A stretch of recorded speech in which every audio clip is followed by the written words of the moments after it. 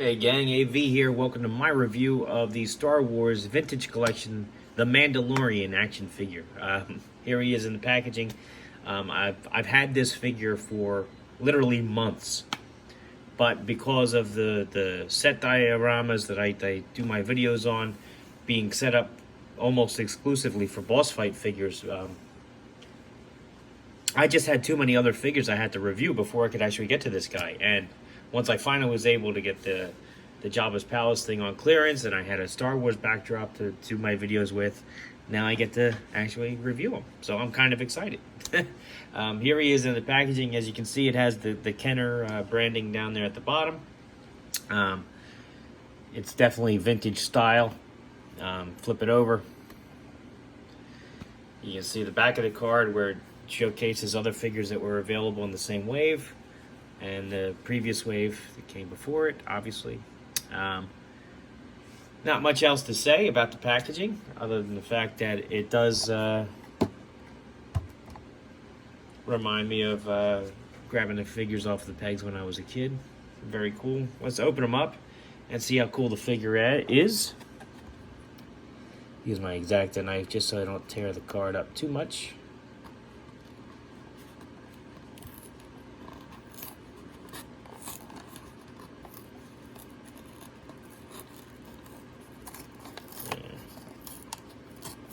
I'm no expert at doing this, by the way.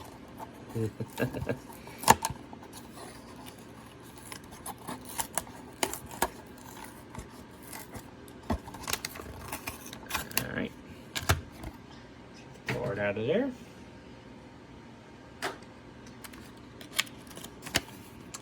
Get the figure tray out.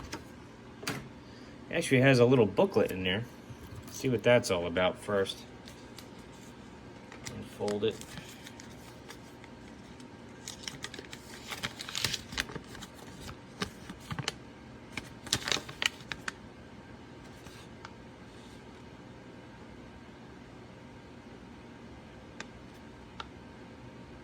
It's just a it's a warning. Contains small parts booklet in Cripe. It looks like 30 different languages.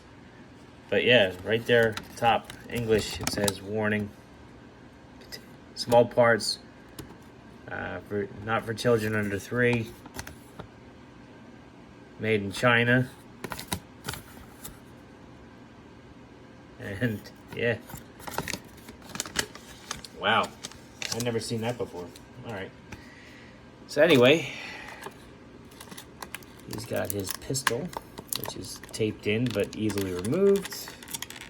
He's got his rifle. And the figure itself. Take this off to the side there. Let's have a look at his accessories. Here's his rifle.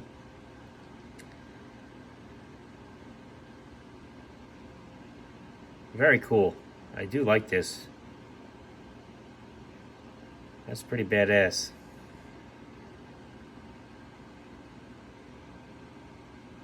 I hope he holds it decent too.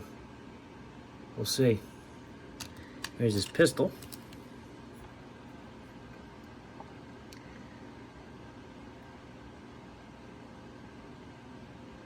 Pretty cool. And the figure himself.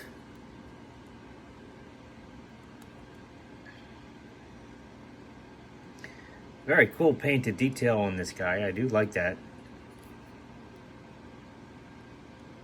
He's got a peg in his back to accommodate the rifle, it looks like, which is awesome. He's got a gun holster to accommodate his pistol, which is awesome too. Very, very cool. I do like this guy quite a bit. Alright, so his articulation is head's on a ball joint. Can do a full 360.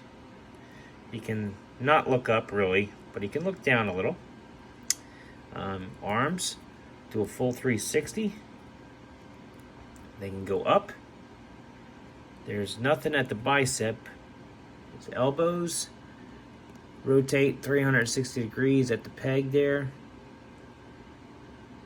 I gotta find the hinge. It's a little stiff. It doesn't want to bend. Let me look.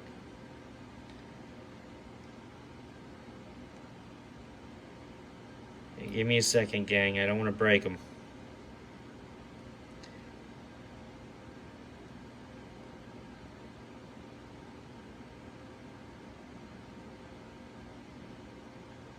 Oh, there we go. Okay, his arms his elbows go up 90 degrees. Just took me a minute to find the hinge because it blends in pretty damn well with the rest of his arm here. Plus, it didn't help that his hand was upside down. So, the hand, speaking of which, does 360 degrees right there at the peg. Is that a hinge there? Yeah, it does hinge down, it looks like.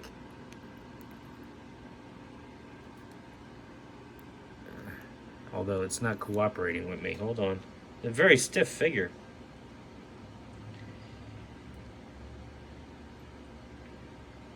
Yep, there we go. He does have a hinged wrist.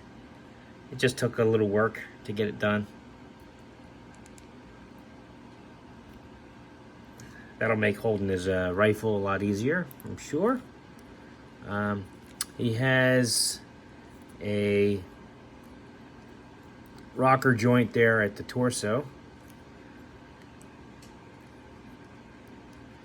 The cape will hinder his movement a little bit, but it moves out of the way, so that's cool. His legs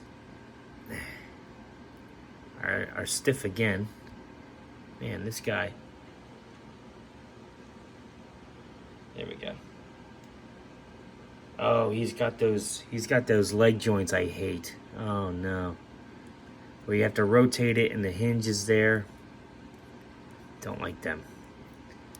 Although these are a lot more fluid than on the Marvel Universe figures, but still, I'm not crazy about that. Alright, so he can get his leg up about that far, his leg up about that back.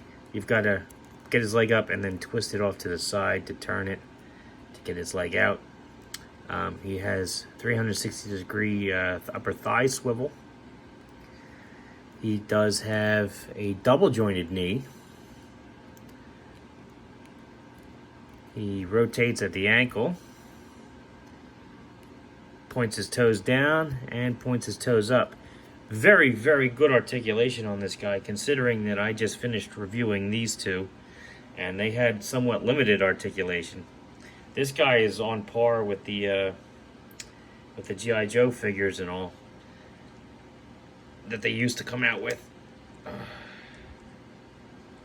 Alright, very cool. Let's see how well his pistol fits in his holster. Very good. Nice and snug, but easy to remove as well. So that's cool. It ain't going to fall out. See how well his rifle pegs to his back. Pretty well. That's awesome. Very, very cool. I do like this quite a bit. Let's see how he holds them. We'll start with the rifle. I gotta do this off camera, gang. My back is bothering me, so reaching forward to do this on camera isn't really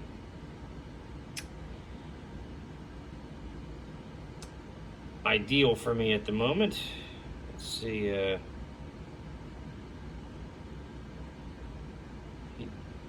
right, that goes there.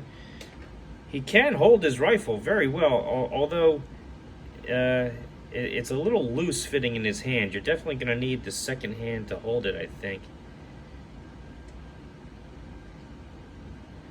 So it does, he actually gets his finger around the trigger and everything, but it's kind of a loose fit in there. Let's see, I don't know if I can get it up. I don't know if he can shoulder it, but we'll see.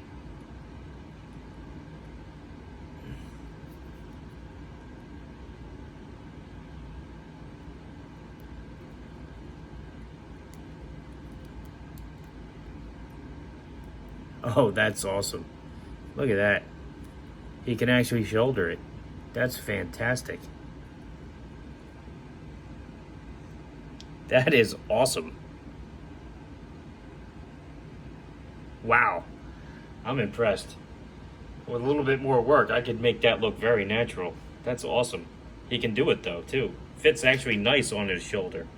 That's great. All right, let's peg that back to his back.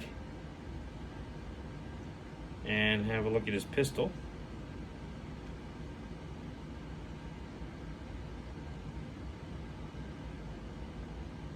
Uh-oh. There we go. Wasn't lining up properly. Because I'll show you guys in a second. Let me get his pistol out. Alright, so his pistol fits equally well in his hand, and his finger does go through the trigger guard on both weapons. So that's fantastic. Alright, so let's get that back into his holster there. Let me just show you what I was fighting with a second ago. So he has a peg on his rifle, so he can peg it on his back. And he's got a peg hole on the strap here, and it continues into his back. I don't know if you can see that, but the peg hole itself continues in the back. So you have to make sure they're lined up properly in order for the rifle to stay in there. That's all. But it fits nice and secure. I mean, this figure is fantastic. I'm blown away. They did a great job on him.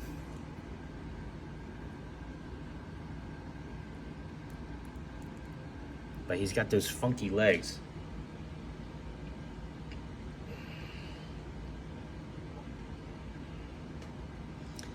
Yeah, he's got those funky legs. I can't... Alright.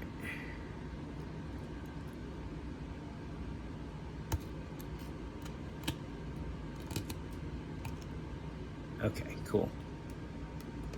So yeah, great figure. Wow.